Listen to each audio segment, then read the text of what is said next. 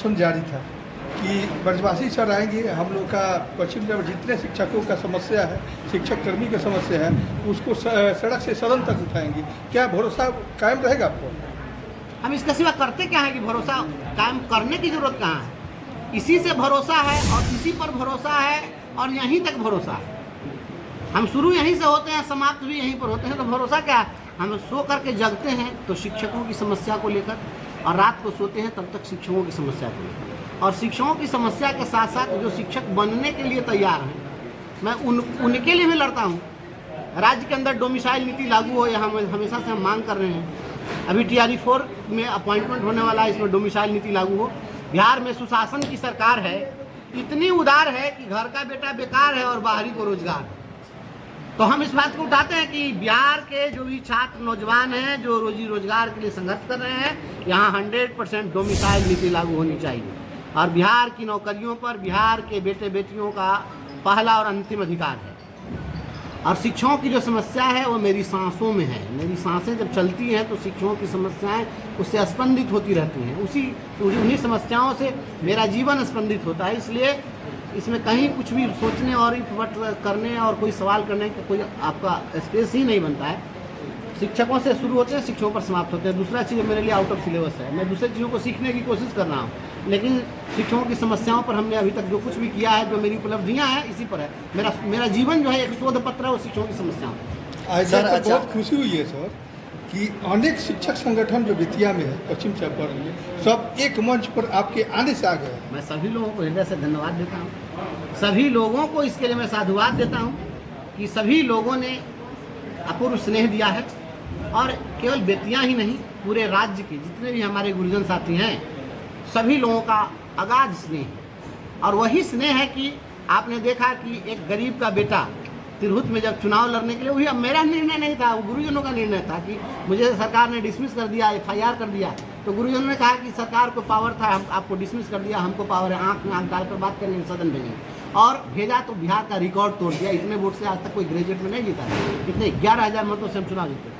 तो यह गुरुजनों का असीम स्नेह है और यह गुरुजनों की महिमा है। ये लोग गुरुजी लोग जिसको चाह लेना, चाह ले तो फिर किसी एक चरवाहे को चंद्रगुप्त बनाने की ताकत गुरुजी में ही है। इसलिए हम चंद्रगुप्त भी बनाना जानते हैं और मिट्टी में मिला देना भी जानते हैं। इसलिए गुरुजन जो चाहेंगे वही हो।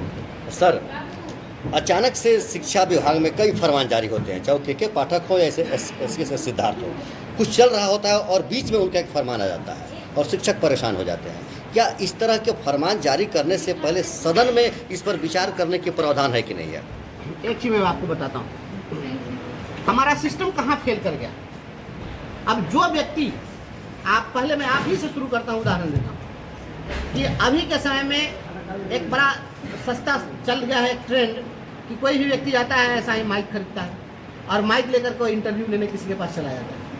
एक बहुत सस्ता ट्रेंड चला हुआ है। सब कोई यूट्यूबर बन गया, सब कोई पत्रकार बन गया, सब कोई पत्रकारिता शुरू कर दिया। लेकिन जिसने मास कम्युनिकेशन की डिग्री नहीं ली है, क्लासरूम में जो नहीं पढ़ा है, संभव हो आप में से कोई होंगे, बुरा मत मानिएगा, तो जो कोई भी क्लासरूम में उसके लिए प्रॉपर तरीके से ट्रेनिंग नहीं लिया, उसको पढ़ा नहीं है, तो निश्चित रूप से वह पत्रकारिता को बेहतर तरीके से नहीं कर सकता है। तो शिक्षा को संभालने के लिए किसी भी व्यक्ति को तभी उस पद पर बैठाया जाना चाहिए जो व्यक्ति कहीं न कहीं से शिक्षक रहा हो, शिक्षा क्षेत्र में जिसकी उपलब्धि हो, जिसका कार्य हो, जिसका कोई रिसर्च हो। अब कृषि विभाग को संभालने वाला व्यक्ति अगर शिक्षा संभालने आ जाएगा और शिक्षा को संभालने वाला व्यक्ति अगर कृषि संभालने चला जाएगा तो सब गड़बड़ हो जाएगा।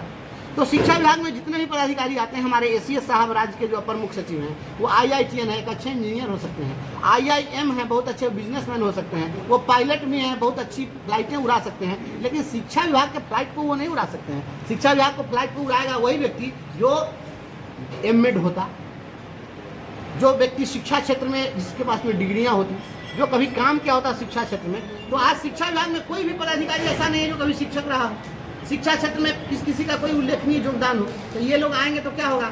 अब आप जाएंगे और सीधे बच्चों से जाकर के कहेंगे, देखेंगे कि कोई बच्चा को शिक्षक खेल खिलवा रहा है, आप कहेंगे कि आप खेल खिलवा रहे हैं, तो आपको क्या पता है कि हम खेल विधि से भी पढ़ाते हैं, हम प्रदर्शन विधि से पढ़ाते हैं। आप तो केवल व्याख्यान विधि जानते हैं, हम प्रश्नोत्तरी विधि जानते हैं, हम प्रदर्शनी विधि जानते हैं। हमारे पास में ढेर सारे टीचिंग मेथड्स हैं। तो जो व्यक्ति जाना नहीं, टीचर ट्रेनिंग नहीं लिया, उसको क्या पता है कि ये शिक्षा जो है एक तकनीकी विषय है और यह फेलियर इसी कारण से हो जा रहा है क्योंकि जो लोग भी शिक्षा को संभाल रहे हैं उनको शिक्षा की समझ नहीं है। शिक्षा की समझ होगी तभी। जो कभी खेती नहीं किया है, एयर कंडीशन में बैठ के वातानुकूलित कमरे में प्लानिंग बनाया खेती करने का, तो क्या हुआ, सब फेल कर जाएगा, दिक्कत नहीं। अभी म्यूचुअल स्थानांतरण की बात चल रही है, क्या यह पहली बार है कि इसके पहले भी इस तरह से स्थानांतरण हुआ है? हम तो कहते हैं एसडीओ साहब को कि आपने जो व्यवस्था जो शुरू की है, मुझे लगता है कि न भूतो न भविष्य ऐसा कोई पूर्वोदाहरण नहीं मिलेगा कि कोई डिपार्टमेंट अपने एम्प्लॉय को कहे कि आप अपना ट्रांसफर अपने से कर लीजिए। जब अपना ट्रांसफर हम खुद से कर लेंगे, हम तो स्वावलंबी शिक्षक हो गया। हमारा नाम अब नया होना चाहिए, स्वावलंबी शिक्षक। अपना ट्रांसफर खुद कर लेंगे भाई, ऐसा होता है। कोई भी अपने से बहाली कर ले, तो कोई आदमी अपनी बहाली अपने से कर ले, अपना ट्रांसफर अपने से कर ले। हम लोग प्रमोशन मांग रहे हैं तो उसको भी स्वावलंबी बना दीजिए, अपने से अपना प्रमोशन कर ले। ऐसा होता है, कहीं ऐसा कहीं चलने वाली बात है? अधिकतर आपके विभाग में देखा जा रहा है कि बेगर कार्य जाने हुए कार्रवाई कर दी जाती है किसी भी कर्मी, किसी भी टीचर को। क्यों, ऐसा क्यों? ये हमारे माननीय मुख्यमंत्री जी की एक बहुत बड़ी उपलब्धि है, great achievement of honourable chief minister आदरणीय नीतीश कुमार जी के। ये बहुत बड़ा अचीवमेंट है। उन्होंने सारे पदाधिकारियों को कह दिया कि तुमको जो मन करो वो करो, और सारे पदाधिकारी मिलकर एकदम बेलगाम है। कोई सुनता है? आप जो विधायक लोग हैं, विधान पार्षद, मंत्री हैं, उनसे बात करिए ना, उनकी तो बातें नहीं सुनता है। बाहर आके मंच पर कहेंगे कि ये जयगान करेंगे, मक्खन मालिश करेंगे, और अकेले में बचेगा तो सारा दर्द कड़ा कड़ा के निकालेंगे। कोई सुनता है? खाना प्रभावी बात नहीं सुनता है विधायक का, वीडियो नहीं सुनता है बात विधायक का। तो यहाँ तो यही स्थिति है, कोई पदाधिकारी अफसरशाही बेलगाम है, और इसी कारण से आप देख रहे हैं बिल्डिंगें बन रही है और बनती हुई इमारतों के बीच दरार है। यही सुशासन की सरकार है, मैं बराबर कहता रहा हूँ। तो ये सब चीज़ें जो है आप सर्वत्र भ्रष्टाचार है, निचले कर्मियों पर घोर अत्याचार है, आप सब कुछ देखिए। इसके बावजूद सुशासन की सरकार है। युवक बेरोजगार है, समस्याओं का अंबार है, हाईकोर्ट भी लाचार है, यही सुशासन की सरकार है। शिक्षक अपने प्रमोशन के लिए, अपने ट्रांसफर के लिए, बताइए शारीरिक शिक्षा स्वास्थ्य अनुदेशक, ये 8,000 रुपया पर काम लेते हैं। 8,000 रुपया में कौन काम लेते हैं? और इसको अगर सुशासन कहते हैं तो कुशासन किसको कहते हैं? और आप पहले कहते हैं कि जंगल राज, तो पहले वाला जंगल राज था, तो इस सुमंगल राज में 8,000 रुपया में आप शिक्षक से काम ले रहे हैं, 1,600 रुपया में आप रसोईया से काम ले रहे हैं। ये कौन सा सुमंगल राज है? तो इससे बढ़िया तो जंगल राज था कि कम से कम उस जंगल राज में इस तरह से अपॉइंटमेंट नहीं होता था। ना किया तो ना किया, लेकिन किया तो इस तरीके से नहीं किया। हमारी सरकार में बताई जा रही थी कि शराब के चलते इतनी मर्डर हो रही है, एक्सीडेंटल मर्डर। अभी तो देख रहे हैं कि अधिकतर टीचर स्कूल जाने के क्रम में, आने के क्रम में एक्सीडेंट करके मर जा रहे हैं। देखिए, मनुष्य एक ऐसा प्राणी है, अगर उसको सहज रूप से अगर काम नहीं करने दीजिएगा तो सब गड़बड़ कर देगा। कर क्या देगा? हो जाएगा ऑटोमेटिक। आप कार्य क्षेत्र में ओवर प्रेशर में रहेंगे तो घर में जब जाएंगे तो अपने बीवी बच्चा पर जाके झल्लाएंगे, ये स्वाभाविक चीज़ है। यहाँ का टेंशन कहाँ उतरेगा? घर की जिम्मेवारी पूरी नहीं कर पा रहे हैं, झल्लाते हुए आ रहे हैं, तो कहाँ टेंशन निकलेगा? स्कूल में बच्चों पर, चल रहे हैं सड़क पर, और मानसिक रूप से कहाँ हैं हम? तो अपनी समस्याओं के प्रति, अपने घर, अपनी जिम्मेवारियों के प्रति, तो मानसिक रूप से वहाँ रहेंगे तो दुर्घटनाएं होंगी। ये दुर्घटनाएं जो है, यह जो व्यवस्था है, ये व्यवस्था जनित, प्रशासनिक कुव्यवस्था जनित ये दुर्घटनाएं। इन दुर्घटनाओं के लिए प्रशासनिक व्यवस्था जिम्मेवार है, सरकारी तंत्र जिम्मेवार है। शिक्षकों को मानसिक रूप से इतना प्रताड़ित कर दिया गया है कि प्रतिदिन दुर्घटनाएं हो रही हैं, शिक्षकों का खून बह रहा है, और शिक्षकों के बहते हुए खून को देख करके अगर किसी को अगर इस बात के लिए शर्म नहीं आ रही है तो उसको सुशासन की सरकार कहने का कोई औचित्य नहीं। जब से नीतीश कुमार की सरकार आई है, लगातार शिक्षक संघर्षरत रहे हैं। शिक्षकों ने आंदोलन किया, उनके ऊपर वाटर कैनल का प्रयोग किया गया, लाठी डंडे का भी प्रयोग किया गया। आखिर नीतीश सरकार शिक्षकों के प्रति इतनी उदासीन और गलत व्यवहार क्यों करती है? क्या कुछ विशेष शिक्षकों से? जी मैं बताता हूँ। शिक्षकों के साथ जो कुछ भी हुआ और जो कुछ भी हो रहा है, समाज में दो तरह की स्थितियाँ हैं। आप देखिए, मैं चूँकि बेबाकी से बोलता हूँ और मैं कुछ सोच समझ के नहीं बोलता हूँ, जो बात दिल में आती है मैं वही बोलता हूँ।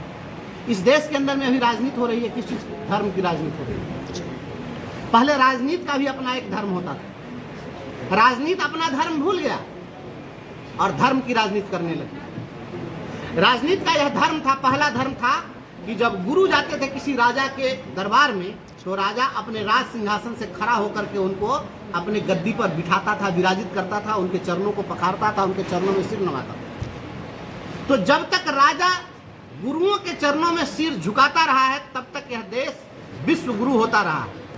और जब से शिक्षकों को खदेड़ करके और पिटवाने की व्यवस्था शुरू कर दी गई है, उसी दिन से अंधेरा छा गया, अंधकार जो है अज्ञान का अंधेरा छाया, और उसी कारण से पूरी व्यवस्था बदल दी गई। जब से शिक्षकों के हाथ से छड़ी छीन ली गई, आप सोचिए, ये अभी जो व्यवस्था आप देख रहे हैं, आप अभी देखिए गली गली में स्मैकियर घूम रहा है, हत्या भी कर देता है, उसी का खड़ा भी रहता है, भागता भी नहीं है, वो माइंडलेस हो गया।